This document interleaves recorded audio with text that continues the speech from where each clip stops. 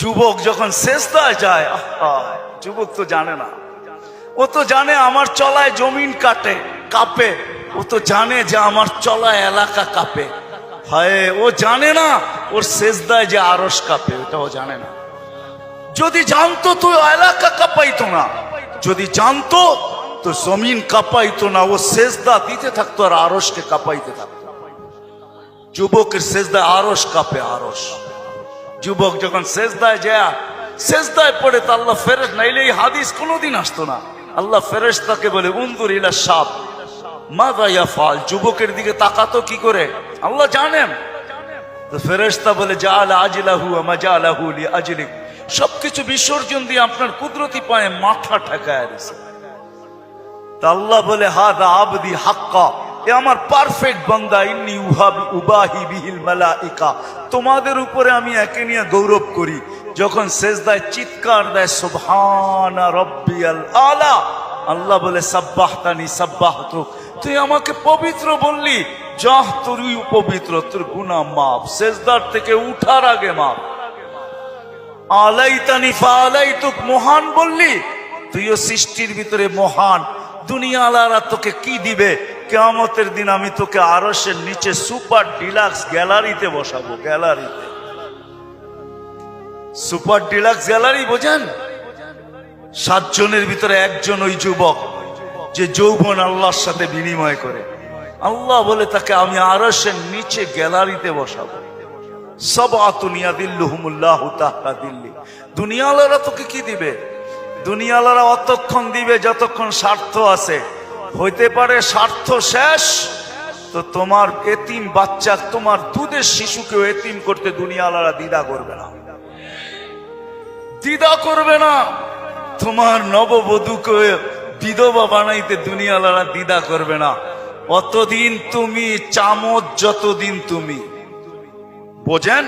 রাগ হয়ে গেলেন? যুবক পায়ে হাত রাখি, মাপ চাই তোমাদের কাছে।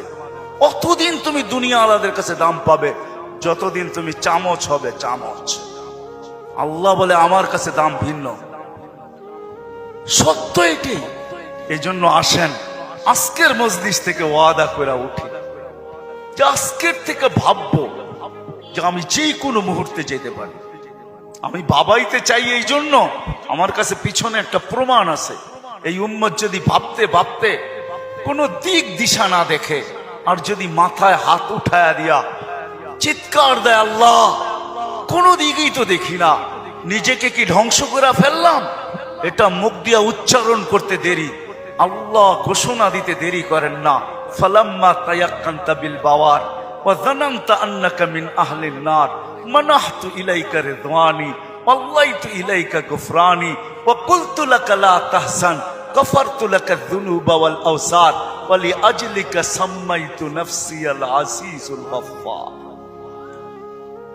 আল্লাহ বলে তুই চিৎকার দিতে দেরি, আমি রেজার চাদর দিয়ে তোকে ডাকতে দেরি করি না, মাগফিরাতে ডুবাইতে দেরি করি না।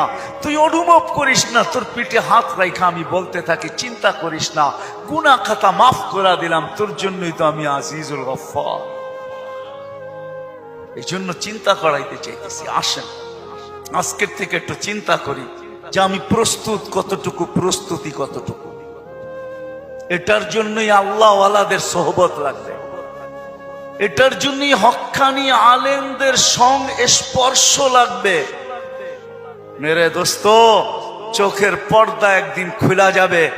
যদিও আজকে আমরা নিশাগ্রস্ত, কোরআনই বলে ওয়াতারান নাসা সুকারা, আজকে সবাই আমরা নিশাগ্রস্তের মতো।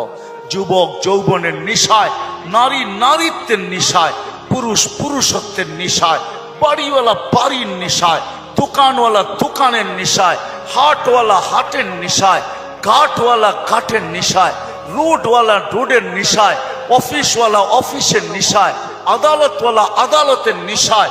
প্রত্যেক ব্যক্তি কসম খোদার আমরা নিশাগ্রস্ত, যার কারণে অনুভব হয় না কিছু। ঘোর একদিন কাটবে, খোদার কসম কাটবে। মালাকুল মউত হাত রাখতে দেরি, নিশার ঘোর কাটতে দেরি হবে না, নিশার ঘোর কেটে যাবে, আমাদের নিশার ঘোর কেটে যাবে। কবি শুধু শুধু বলে নাই ফাসাউফা তারা ইদান কাশাফাল গুবারু আফারসুন তাহতা রিজলিকা আম হিমার। কোরআনও এক জায়গায় বলতেছে তুমি অতি সত্তর দেখবে, অতি সত্তর তুমি দেখবে, বেশি দূরে না। তারাউনাহু বাঈদা ওয়া নারাহু কারিবা। আল্লাহ বলে ভাবতেছো তুমি অনেক দূরে, না না, আমরা দেখতেছি তোমার নাকের ডগায় চলে আসছে, তোমার দুয়ারে চলে আসছে। এই জন্যই আল্লাহর রাসূল দয়ার নবী সতর্ক করছেন উম্মতকে, আসবাহতা ফালা তানতাযিরিল মাসা। সকাল মিলল তো দুপুরের অপেক্ষা করো, বিকালের অপেক্ষা করো না। বিকাল মিলল তো সকালের অপেক্ষা করো না। এই জন্য আসেন, আল্লাহ ওয়ালাদের সোহবত লাগবে,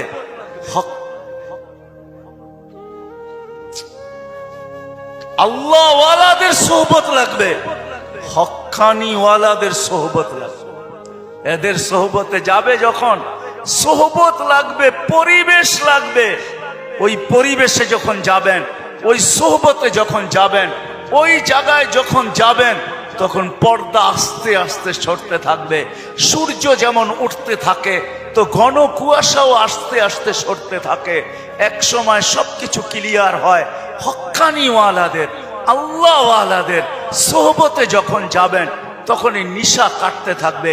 ঘরে যখন আলোচনা হইতে থাকবে, নারী পুরুষ যখন আলোচনা করবে, তখন আস্তে আস্তে কুয়াশা কাটতে থাকবে। এই জন্য সবার কাছে দরখাস্ত, আসেন আসেন। লম্বা করার সুযোগও আমার কাছে নাই, কারণ আমি অসুস্থ, আমার চোখ উঠছে, তা নিয়েও আমি আসছি, কিন্তু ওয়াদা দিছি, এই জন্য চলে আসছি। আমি আসছি গত 9 তারিখে, 1 মাস টানা সফর করার পরে আমেরিকা থেকে আসছি। আসার পরের দিন থেকে অসুস্থ, আর প্রতিদিনই প্রোগ্রামে যেতে হয়, কেননা ওয়াদা। এরা কি জবাব দিবে মানুষের সামনে? ইজ্জত বেজ্জতির প্রশ্ন। বিদায় চলে আসছি, বিদায় শেষ জায়গা আমি চলে আসছি। আসেন ভাবি, ভাববেন তো? পাক্কা ওয়াদা করতেছেন? হ্যাঁ, আরে চিন্তা করেন, ওই উম্মত কেন চিন্তা করবে না যার চিন্তায় 60-70 বছরের ইবাদত রাখা আছে? লা তাফাক্কুরু সাআতিন খায়রুম মিন ইবাদাতি 60 আও 70 সানা। ওই উম্মতের চিন্তার কোনো প্রয়োজন ছিল না। সে চিন্তা করবে তো করবেই বা কেন? তার চিন্তার ভিতরে কোনো পোয়েট ছিল না, ওজন ছিল না, কোনো বিনিময় ছিল না। এই উম্মত চিন্তা করবে না তো করবে না কেন?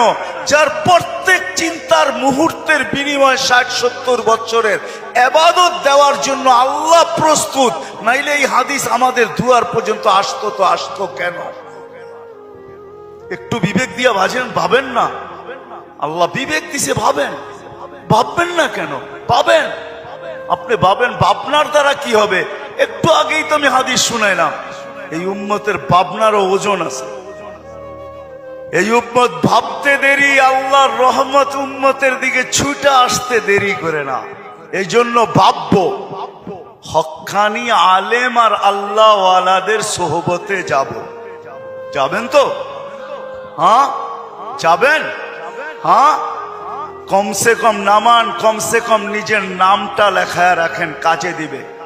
জানি না কথাটা কতটুকু সত্য কতটুকু মিথ্যা, কিন্তু ছোটবেলার থেকে ছুঁই না আসতেছি, এই জন্যই বলতেছি। আবার দেখতেছি যে কথাটা আসলেও সত্য। ইউসুফ আলাইহিস সালামকে যখন বুড়ি কিনতে যান, তো সবাই বলছে বুড়ি তুমি কিনবে তো কিনবে কি কইরা? টেন্ডার তো সবার আগে শো কইরা বসে আছে মিশরের বাদশাহ। এর টেন্ডারের উপরে যাবে তো যাবে কে? সবচেয়ে বড় বুলি সে লাগায় বসে আছে, তুমি কিনবে তো কিনবে কি কইরা? বলছে আমি কিনতে যাইতে চাইতেছি না, আমিও জানি কিনতে পারবো না, কিন্তু আমি চাই লিস্টিতে আমার নামটা থাক। কিয়ামতের দিন যদি লিস্টি খোলা হয় যে ইউসুফের ক্রেতা কে কে ছিল, আমার নামটাও যেন আসে। সত্য এটাই, কিয়ামতের দিন হক্কানি আল্লাহ ওয়ালাদের, ওলামাদের লিস্টিও খোলা হবে। লিস্টি যদি খোলা না হইতো তাহলে এই কথা আমার কাছে কোনোদিন পৌঁছতো না। এই উম্মতকে আল্লাহ ডাইরেক্ট জাহান্নামে পাঠাবেন না, ফয়সালা হয়ে গেল পাঠাবেন না, ডাইরেক্ট পাঠাবেন না। অন্য উম্মত ফয়সালা হবে সিধা জাহান্নামে, এই উম্মত যাবে না। এই উম্মতকে আল্লাহ এক জায়গায় নিয়ে জড়ো করবে। জড়ো করা বোঝেন তো? একত্রিত করবে, ওই জায়গায় নিয়ে করবে যেই জায়গা দিয়ে আলেমরা জান্নাতে যাবে। যখন আলেমরা ওইখান দিয়ে অতিক্রম করবে তো আল্লাহ পুরা মজমাকে বলবে, কে কাকে চিনো, কাল লিস্টিতে কার নাম আছে, তাড়াতাড়ি ধরো, চলা কিন্তু গেল। তো যায়া ধরবে, হযরত আপনার লিস্টিতে তো আমার নাম আছে, আপনাকে তো আমি চিনি, মহব্বত ছিল, ভালোবাসা ছিল, আসা যাওয়া ছিল, উঠা বসা ছিল, চলাফেরা ছিল, খাওয়া লওয়া ছিল, আর শুনেও আসতেছি আপনারা সুপারিশের অধিকার পাইছেন, আল্লাহ আপনাদের সুপারিশ কবুল করবে, আমাদের ফয়সালা জাহান্নাম হয়ে গেছে, একটু যদি হাত উঠায়া দিতেন হয়তো নিষ্কৃতি পাওয়া যেতাম। তো আলেমরা দেখবে যে ঠিক কিনা তার কথা, ওইখানে আল্লাহ প্রমাণিত করবে প্রজেক্টরের ভিতরে, দেখতে সে যা বলবে ওটা সত্যায়িত হইতে থাকবে। তারপরে আলেমরা সম্মিলিতভাবে আল্লাহকে বলবে, আল্লাহ আমরা জান্নাতে যাব না। তা আল্লাহ বলবে, কেন যাবে না? এরা সবই তো আমগো লিস্টির মানুষ, সবই তো পরিচিত, এরা দুযোগে চলে যাবে আর আমরা জান্নাতে চলে যাব। রাসূলুল্লাহ সাল্লাল্লাহু আলাইহি ওয়াসাল্লামকে মুখ দেখাবো তো দেখাবো কি? যাব না। বলছে কেন, কখন যাবে? এদেরকে দিলে যাব। তা আল্লাহর রহমত জোশ আসবে, আল্লাহ বলবে যে যাকে চিনো নিয়ে চলে যাও, এটার নামই সুপারিশ। এই জন্য বলি কমসে কম নামটা রাখেন লেখা, যান সম্পর্ক জোড়েন আল্লাহ ওয়ালাদের কাছে, আর বলেন হুজুর আমার নামটা একটু লেখা রাখেন, যে আপনার সাথে আমার সম্পর্ক লেখা রাখেন। চড়বেন তো, নাইলে আমি এত লম্বা কথা বলতাম না। আর তিথি হইল আজকের থেকে কোনোদিন নামাজ ছাড়বো না, ওয়াদা কিন্তু পাক্কা। যেইখানে থাকি, যেই অবস্থায় থাকি, যেইখানেই থাকি ওইখানেই দাঁড়ায় যায়। দুনিয়ার কিছু নামাজ আছে, এক নামাজে জান্নাত আছে। হ্যাঁ হ্যাঁ আছে, হুজুরকে জিজ্ঞেস করেন। পাহাড়ের চূড়ায় আজানের আওয়াজ গেছে, ওইখানেই দাঁড়ায় গেছে আল্লাহু আকবার। চূড়ার নামাজ তাকে জান্নাত দিবে, জান্নাত। হ্যাঁ, ক্ষেতের ভিতরে আছে, ক্ষেতের আইল বলেন আর লাইল বলেন আর যেটাই বলেন, ক্ষেতের ভিতরে আছে, আজানের আওয়াজ আসছে, ওইখানেই আতাইলের ভিতরে বলেন আর লাইলের ভিতরে বলেন আর আইলের ভিতরে বলেন, গামছা বিছাইছে আর আল্লাহু আকবার। মালিক তুই বড়, আমার ক্ষেত বড় না। অফিসে আছে, কাজ করতে করতে ছুটার রাস্তা নাই, চেয়ারের পাশেই দাঁড়ায় গেছে আল্লাহু আকবার। এই সমস্ত ক্ষেত্রগুলা জান্নাত ওয়াজিব করে দেয়, ওয়াজিব। আল্লাহ ফেরেশতাদেরকে দেখায় কত ব্যস্ত, দেখ, তারপরেও আমার ডাক শুনতে দেরি, আল্লাহু আকবার বলতে দেরি করে নেয়। আল্লাহ কত বড়। আমি যদি বিজ্ঞান পড়াইতাম আপনাদেরকে, তাহলে পড়াইতাম আল্লাহ কত বড়। কার কুদরতি পায়ে রাখা, পাও রাখার অনুমতি, মাথা রাখার আপনাকে অনুমতি দিতেছে। আল্লাহু আকবার শুধু তর্জমা জানি, আল্লাহ মহান, কিন্তু সৌরজগৎ দিয়া জানি না। যদি সৌরজগৎ পড়াইতাম তাহলে আপনাদেরকে আমি দেখাইতাম কত বড় আল্লাহর কুদরতি পায়ে আপনি মাথা টেকাইতেছেন, কত বড় আল্লাহ। এটা সৌরজগৎ পড়া ছাড়া বুঝে আসবে না আল্লাহ কত বড়। সৃষ্টি পড়া ছাড়া বুঝে আসবে না আল্লাহ কত বড়। উর্দু জগৎ পড়া ছাড়া বুঝে আসবে না আল্লাহ কত বড়। তখন আল্লাহ বড় বলবেন, কিন্তু দিয়া বলবেন, কিন্তু দোকান। আল্লাহ বড় মানি, কিন্তু দোকান কার কাছে রেখা যাব, অফিস কার কাছে রেখা যাব, ক্ষেত খামার কার কাছে রেখা যাব, কিন্তু বলবেন। আর যদি আল্লাহকে চিনার মতো চিনেন, তাহলে ওই সাহাবীর মতো বলবেন, নামাজে ব্যথা, নামাজে প্রতিবন্ধক। পাখি বাগানের ভিতরে ফরফর করতেছে, নামাজের ধ্যান ছুটা গেছে। ঘন বাগান ছিল, খেজুরের বাগান, তো পাখি ফরফর করতে যায়, নামাজের থেকে ধ্যান ওইদিকে সরা গেছে। সালাম ফিরাইতে দেরি, বাগান সৎকা করতে দেরি করে না। সৎকা থাকবে না বাঁশ, বাজবে না বাঁশি, থাকবি না তুই, ফরফর হবে না, আমার নামাজের ধ্যানও নষ্ট হবে না। আমি তো আল্লাহু আকবারের সামনে। আল্লাহকে যদি চিনে তাহলে ওই আবু দাহদার মতো হয়। এক খেজুর গাছ, 600 খেজুর গাছের বাগান, এক খেজুর গাছের বিনিময়। আল্লাহর রাসূল ওয়াদা করছে এক সাহাবীর সাথে, যে খেজুরের মালিক থেকে তোকে বাগান গাছ নিয়ে দিব, কিন্তু ও ছিল মুনাফেক। বলছে খেজুরের গাছ আমাকে দে, তোকে আমি জান্নাতে বাগান নিয়ে দিব।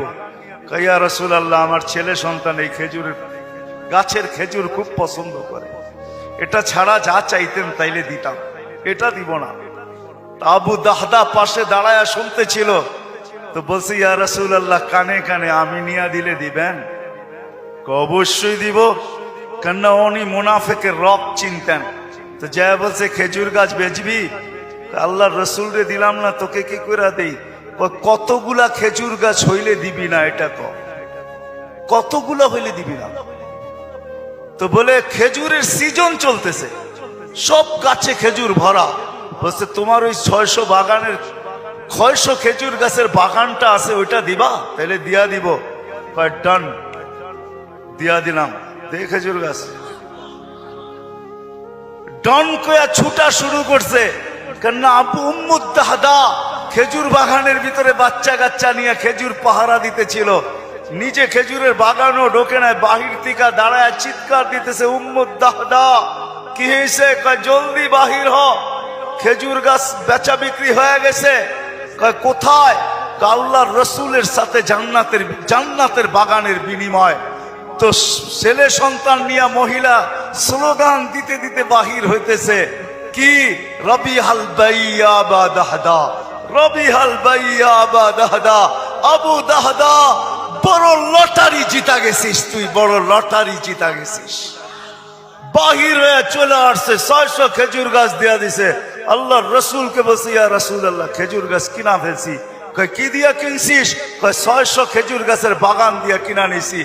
আবু দাহদা, আল্লাহ তোকে এর চেয়ে 10 গুণ বড় বড় জান্নাত দিবে।